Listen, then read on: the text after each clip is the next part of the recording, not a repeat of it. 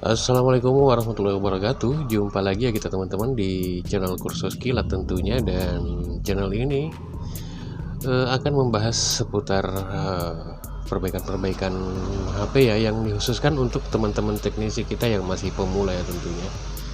Dan di tangan saya sekarang sudah ada Samsung A10 ya teman-teman, dengan kondisi kata pemiliknya sih suara speaker katanya ndak ada ya. Dan ada kemungkinan HP-nya ini sebelumnya kemasukan air ya teman-teman. Dan di sini saya coba akan mengetes suaranya dulu dengan membuka pengaturan, kemudian masuk ke suara. Dan di sini saya coba menaik turunkan volumenya, dan memang suara tidak ada sama sekali ya. Dan ini memang kayaknya memang penakan airnya, ada bekas air di bawah LCD ini ya tentunya. Dan tanpa berlama-lama lagi, kita langsung bongkar saja HP-nya.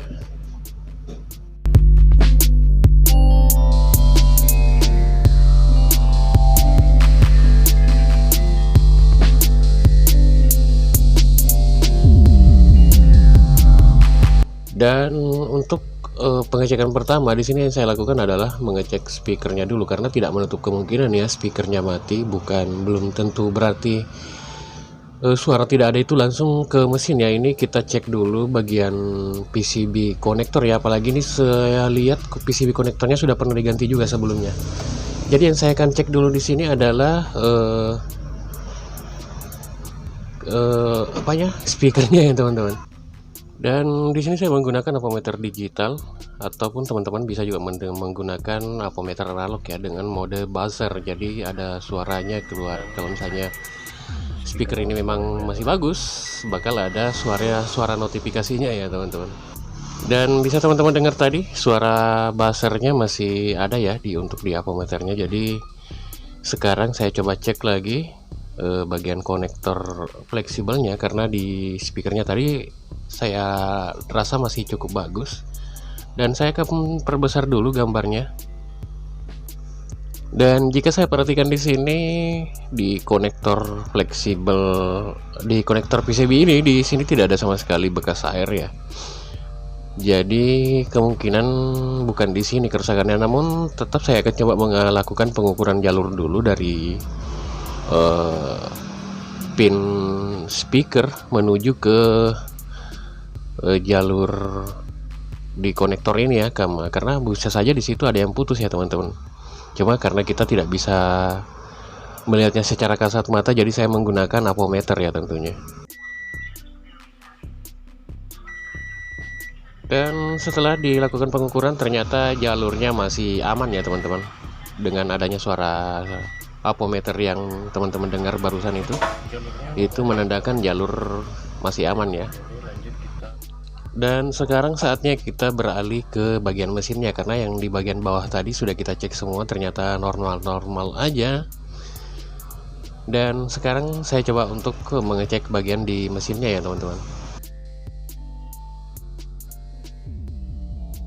Dan untuk step berikutnya di sini saya melakukan pengecekan pada bagian konektor di PCB mesin ini.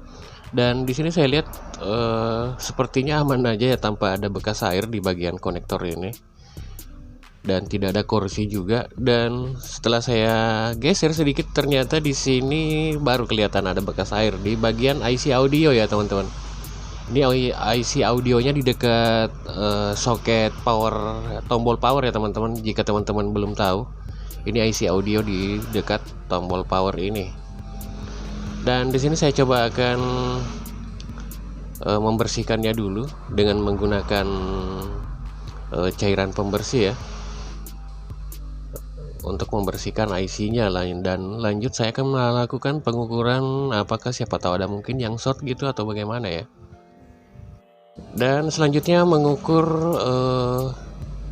kapasitor yang ada di sekitar IC audio yang tadi ya teman-teman. Di sini saya masih menggunakan avometer digital dengan mode dioda ya. Namun sebelumnya saya minta maaf ya teman-teman, karena ternyata saya lupa untuk menampilkan gambar dari display avometer yang saya gunakan. Jadi di sini saya coba untuk mengukur dengan menggunakan mode dioda ya teman-teman. Yang biasanya kita kalau menggunakan mode dioda itu probe merah diletakkan ke ground dan probe hitamnya kita arahkan ke jalur-jalur kapasitor yang biasanya terdeteksi short ya teman-teman. Dan di sini saya memang mendapati ada dua kapasitor yang short ya. Nah, ini dia yang besar ini, yang dua ini di sini terindikasi short ya teman-teman. Karena yang lainnya itu aman aja, jadi saya akan coba lanjut untuk melakukan eksekusinya ya. Di sini yang pertama saya lakukan nanti adalah mencabut dulu, karena sebenarnya kapasitor ini belum tentu short ya teman-teman. Memang terindikasi short tapi belum tentu short di situ. Jadi yang saya akan lakukan di sini adalah mencabut dulu IC audionya. Nanti setelah tercabut IC audionya baru kita cek lagi shortnya di mana, apakah memang betul kapasitor yang short atau IC audionya. Tapi untuk teman-teman yang masih pemula disarankan untuk harap berhati-hati pada saat mengangkat IC audio ini, karena di bawahnya itu ada IC CPU ya teman-teman, dan itu rawan jika terkena panas. Dan panas yang saya gunakan di sini yaitu 380 ya untuk mengangkat IC audio ini.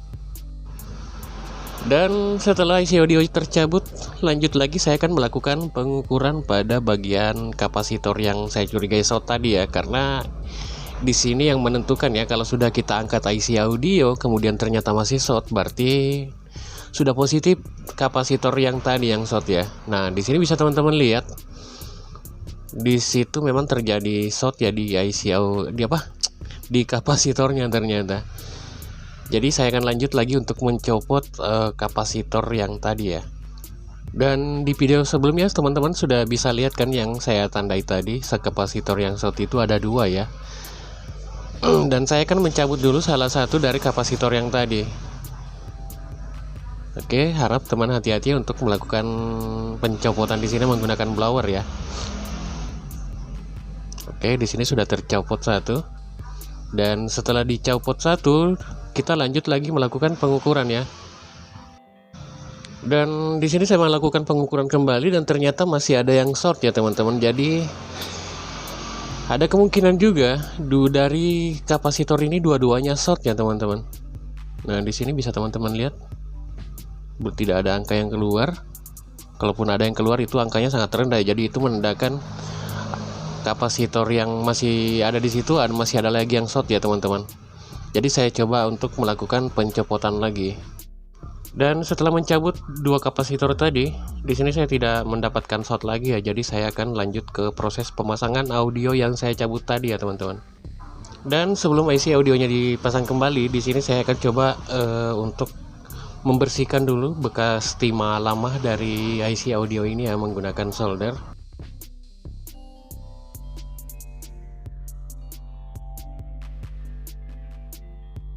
Dan kemudian lanjut saya memasang kembali IC audio yang saya cabut tadi. Ini saya tidak mengganti IC audionya ya teman-teman. Ini IC audio yang saya cabut tadi saya pasang kembali.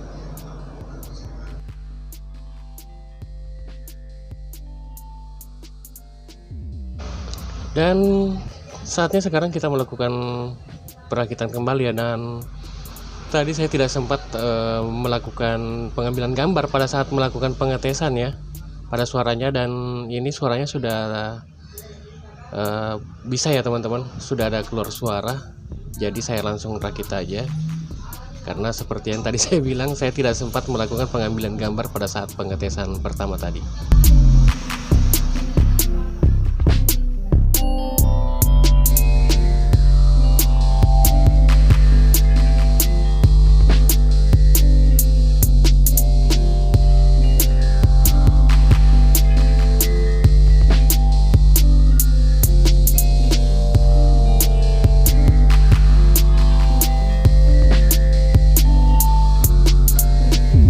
Dan seperti biasa, sebelum kita lakukan serah terima ke pemiliknya, alangkah baiknya kita lakukan pengetesan lagi ya,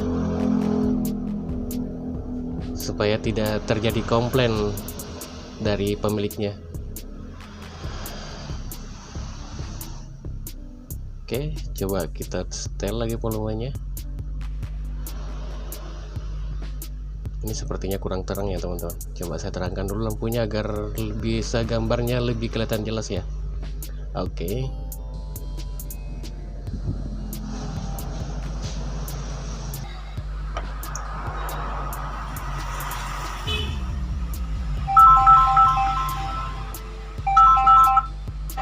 Dan itu dia, bisa teman-teman dengar ya, suaranya sudah keluar. Dan saya akhiri saja videonya, dan semoga video ini bermanfaat khususnya untuk teman-teman kita yang masih pemula. Dan jika video ini bermanfaat, silahkan like dan subscribe. Dan saya akhiri saja video ini dengan ucapan wassalamualaikum warahmatullahi wabarakatuh.